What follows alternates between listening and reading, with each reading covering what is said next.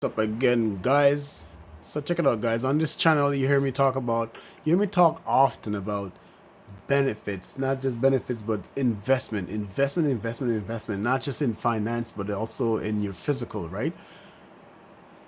What month are we in right now? October 2022. Here we are approaching a season, the season that they call flu season. Not to mention a bunch of other crap that's out there. So let's dive into something that can actually help someone this season. Ginger, the benefits of ginger. So this article is coming to you from the John Hopkins. Sorry. This article is coming to you from John Hopkins Medicine, and it's written by Emma Slattery. And you see her credentials right beside her name.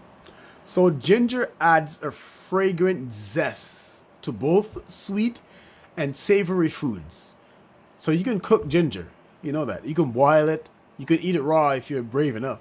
The pleasantly spicy kick from the root of Zingiber officinal, the ginger plant, is what makes ginger ale, ginger tea, candies, and many Asian dishes so appealing. What is ginger good for, really? In addition to great taste, ginger provides a range of health benefits that you can enjoy in many forms. Emma Slattery, a clinical dietitian at Johns Hopkins Medicine, talks about all the ways ginger can add flavor to your food and support your well being. Health benefits of ginger. Ginger is fantastic. I agree. It's not just delicious. A natural component of ginger root is gingerol. Benefits gastrointestinal mobility, the rate at which food exit the stomach, right? And continues along the digestive process. Eating ginger encourages efficient digestions, so food doesn't linger as long as it's in the gut. Nausea relief, encouraging stomach emptying, can relieve the discomforts of nausea due to chemotherapy. So Slattery, who works with patients receiving chemo for cancer, says ginger may take the edge off post-treatment nausea and without some of the side effects of anti-nausea medication. So during pregnancy, for generations, women have praised the power of ginger to ease morning sickness and other squeeziness associated with pregnancy. Even the American Academy of Ob- Obstetrics, Obstetrics, Obstetrics, and Gynecology mentions ginger as an acceptable non-pharmaceutical remedy for nausea and vomiting. So I'm reading all of this I'm not pausing, I'm not taking no break, I'm just going through. So forgive me for the mispronunciation. So bloating, another another reason you can use ginger to eliminate bloating and gas. So eating ginger can cut down the fermentation, constipation, and other causes of bloating and intestinal gas. I use it. I use ginger. Ginger is good.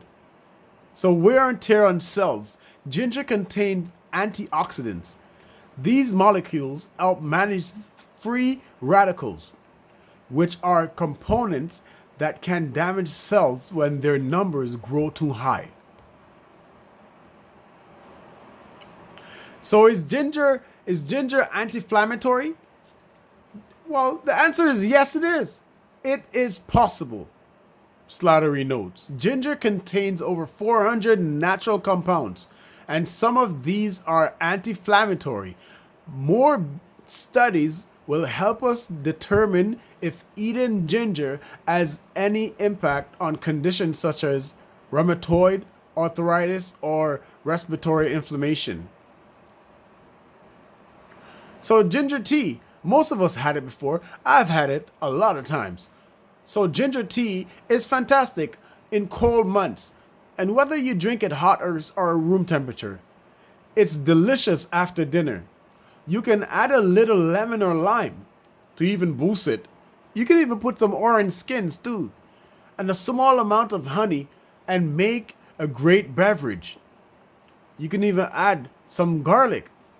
Commercial ginger tea bags are available at many grocery stores and contain dried ginger, sometimes in combination with other ingredients. Though I recommend that you get the proper fresh ginger instead of the broken down dry stuff. Get the proper ginger and soak it in a pot. Put the stove on low and just let that joint draw out. Leave it there on low, the lowest part of the stove, and leave it sitting there for like 2 hours. Be careful. Set a timer. Don't forget that it's on the that it's on the stove. So these tea bags store. So let's continue to read. So the tea bags store well and are convenient to brew. I don't believe that. From someone who's experienced boiling ginger from scratch, from its natural source, and then experiencing the dust part of it. You know what? The dust that is stored in the bag, the broken down, dried up ginger that is stored in the bag, is good for like when you're cooking in your food. Like you can sprinkle it on your meat or on your veggies.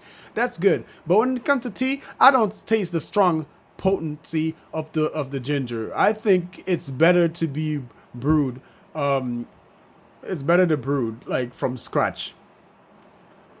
So how to make a ginger tea? It's easy. So buy a piece of fresh ginger. Same thing I said. So trim off the rough nods and the dry ends. You don't have to peel the entire ginger because the skin is actually good for you too as well. Just make sure you wash it properly. Cut off all the dry gooey stuff. There's no gooiness on it. Just cut off all the dry ends of it. Remember, ginger's a root, so cut off some of the dry ends off of it, and that's it. Chop it up to your liking, and boil it, man. Put a few of the slices in a cup or a mug. Pour hot boiling water over it and cover. Don't do it that way. The best way to enjoy ginger is to either steep it in rum or vodka for years or for months. It will take everything out of that joint and make it very strong.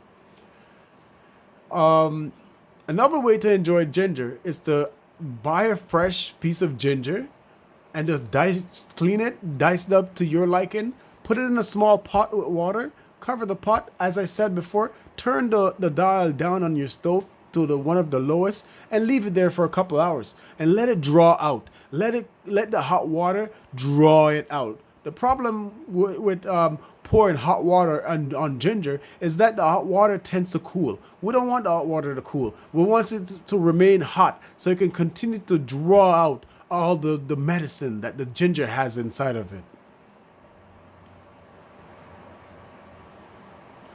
So ginger root versus ginger powder.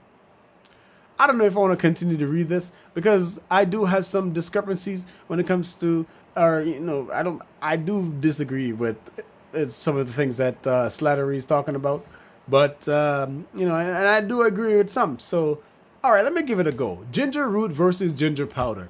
Slattery says both forms contain all the health benefits of ginger, though it's hard to beat the flavor of a fresh root ginger powder.